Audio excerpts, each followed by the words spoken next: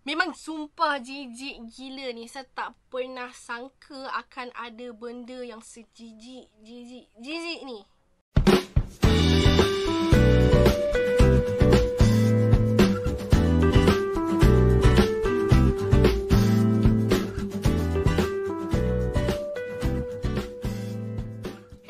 Back to my YouTube channel Nisa Fendi. Kepada sesiapa yang dah lama subscribe kepada channel ni, Nisa nak ucapkan thank you so much. And kepada new viewers, new subscribers, thank you juga. And kalau korang belum lagi subscribe, korang tolong klik subscribe button ni and then tekan like button ni sebab korang punya support means a lot to me. Okay guys, before kita nak masuk kepada kita punya video, Nisa nak bagi tahu dekat korang yang Nisa dah create satu Telegram channel hari tu because korang ada request supaya korang boleh share apa-apa benda yang korang nak share code ke apa, korang boleh buat dekat dalam group tu. So kalau korang nak join, korang boleh tekan link dekat bawah ni untuk join, okay? Okay guys, so Nisa nak share dekat korang. Nisa terjumpa like a few articles about this matter. 30 tahun masak samosa dalam toilet. So, ni memang perkara yang sangat-sangat jijik dan yang paling menjijikkan dalam dunia Nisa pernah baca. So, tanpa membuang masa, jom Nisa nak share dekat korang artikel ni. Jom kita baca sama-sama and tengok apa yang terjadi sebenarnya. Okay guys, so dekat sini korang boleh tengok Nisa search 30 tahun masak samosa dalam toilet. So, ada beberapa artikel. Okay, macam ni Nisa baru je buat video tadi pasal Justin Bieber punya video. So korang jangan lupa tengok, okay? So jom kita baca artikel daripada Siakap Keli dulu. Lebih 30 tahun goreng samosa dalam tandas restoran diarah tutup. Pihak berkuasa di Jeddah, Arab Saudi baru-baru ini dilaporkan telah menutup sebuah restoran selepas didapati menyediakan samosa dan makanan ringan lain di dalam toilet selama lebih 30 tahun. Ya Allah, dah lebih 30 tahun and kita baru dapat tahu. Memetik laporan First Post, pihak berkuasa mendapati bahawa restoran itu menggunakan bahan makanan yang telah tamat tempoh sejak 2 tahun lalu seperti ayam dan keju. Malah serangga dan tikus juga turut dikesan di tempat penyediaan makanan itu. Nisa tak tahu macam mana orang sanggup untuk buat bisnes macam ni. Sebab lagi-lagi bisnes makanan, kita nak bagi orang makan, tapi kita buat benda-benda yang macam ni. Korang rasa korang punya keberkatan rezeki tu ada ke? Kejap lagi Nisa nak share dekat korang experience. Bukanlah pasal benda ni, tapi kejap lagi Nisa nak share dekat korang. Menurut laporan media tempatan, restoran tersebut sebenarnya tidak bersih selama hampir 3 dekad. Ya Allah, Nisa tak tahu macam mana dah lebih 30 tahun baru orang perasan tentang kedai ni, baru orang nak ambil action dekat kedai ni. Pekerja tidak mempunyai kad kesihatan dan melanggar undang-undang pemastaudian.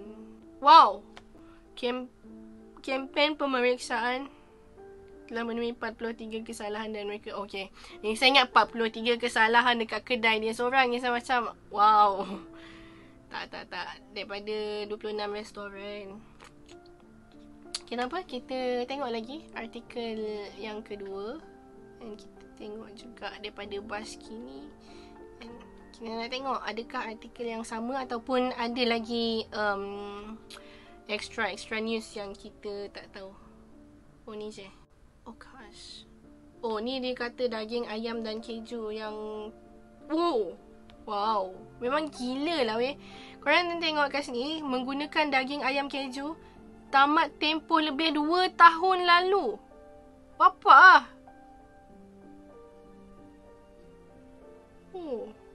Ni memang betul-betul nak untung gila ni. So, okay, kita tengok daripada BuzzFeed ni pula. Kot-kot ada lagi additional news yang mengejutkan. Wish. Kenapa restoran dekat Jeddah macam tu Bukan tempat-tempat macam tu kan kita nak pergi umrah apa semua, nak singgah. Kenapa nak kena buat makanan-makanan yang macam tu? Maklumat terima atas beberapa. Allahu Akbar. Okay, ni saya rasa tu je kot yang ada kat sini. Okay guys, mengenai pengalaman yang Nisa bagi tahu, Nisa nak cerita itu adalah bukanlah pasal pengotok apa, tapi cuma kan tadi Nisa ada mention pasal keberkatan rezeki. Okay, so macam yang korang pun ada tengok Nisa punya video apa semua, Nisa banyak juga pergi berbuka puasa dekat buffet Ramadan. And ada satu kedai tu, Nisa tak nak lah sebut nama sebab nanti macam kata Nisa nak mengaibkan ke apa. Tapi Nisa just nak cerita dekat korang, Nisa pergi dekat satu buffet ni, niat adalah untuk promote. Okay, Nisa nak promote kedai tu sebab orang ramai lah kata kedai tu okay apa semua. So Nisa pergi buffet Ramadan and harga dia pun okay. Nisa tak ingat berapa, tapi kalau tak silap harga dia RM35 kot, which bagi Nisa okay lah untuk buffet Ramadan. Harga RM35 still affordable, still orang ramai boleh pergi. Okay, so tak apalah, Nisa pergi. Nisa sampai dalam pukul 6 suku macam tu. Sebab yelah Nisa memang biasa pergi buffet, so memang tahulah bila masa untuk nak gerak, nak sampai pukul berapa. Sebab sebelum ni tak pernah ada apa-apa masalah pun bila pergi buffet. So sampai je dekat kedai tu, kita dah jam dah. Orang memang pack gila. Lepas tu bila tempat nak masuk, kita tak tahu meja nombor berapa sebab kita dah bayar deposit tau. So kalau nak pergi kedai lain pun burn deposit tu is okay sebenarnya. Cuma masa tu dah pukul berapa and kedai lain confirm penuh. So tak apa, kita masuk dengan tak tahu mana table, dengan tak ada orang nak guide, tak ada orang nak bagi tahu register kat mana, check nama kat mana, check table kat mana. Tak ada orang pun bagi tahu. So Nisa pun macam dekat mana nak start beratur, macam mana nak tahu table apa semua kan. So Nisa pergi kat belakang and then tengok bagi tahu dekat, sebab tak ada worker lain, Nisa tak tahu siapa worker, siapa yang customer. So Nisa pergi dekat belakang, Nisa tanya dekat abang yang buat air tu. Saya tanya dekat mana queue nak masuk, mana table apa semua, memang tak ada sistem ke? So abang tu pun cakap dia tak sure, cuba tanya dekat akak yang seorang tu. Bila tanya dekat akak yang seorang tu, dia pas lagi dekat akak yang seorang ni. Nisa rasa kalau tak silap Nisa, yang akak kedua ni, yang okay, orang yang ketiga lah, yang dipaskan daripada abang buat air tu adalah owner dia. So Nisa rasa macam okay lah, tak apalah, cakap dengan owner sendiri lagi senang sepatutnya. Tapi Nisa bagi tahu dekat dia memang tak ada sistem ke apa semua benda.